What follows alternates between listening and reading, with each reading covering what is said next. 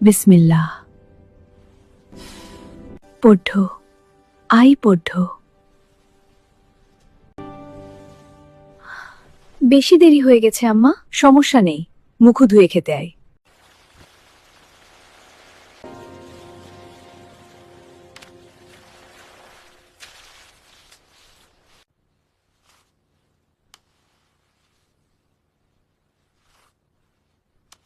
তাড়াহুড়ো করছিস কেন? মুখ ধুতে গিয়ে চুল ভিজিয়ে এসেছিস। খেয়ে রোডে বসে চুলটা শুকিয়ে নিবি। আচ্ছা আম্মা, আম্মা পূর্ণা প্রেমা আসে নাই? পূর্ণা এসেছে, স্কুলে গেছে। প্রেমা দুপুরে আসবে। আম্মা আব্বা কবে আসবেন? জানি না, খাওয়ার সময় কথা বলতে নেই। আমার বাবা আমাকে এত অবহেলা করেন কেন? তিনি বোনদের কিন্তু আমাকে ভালোবাসেন না।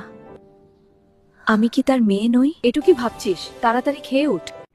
আজ আমি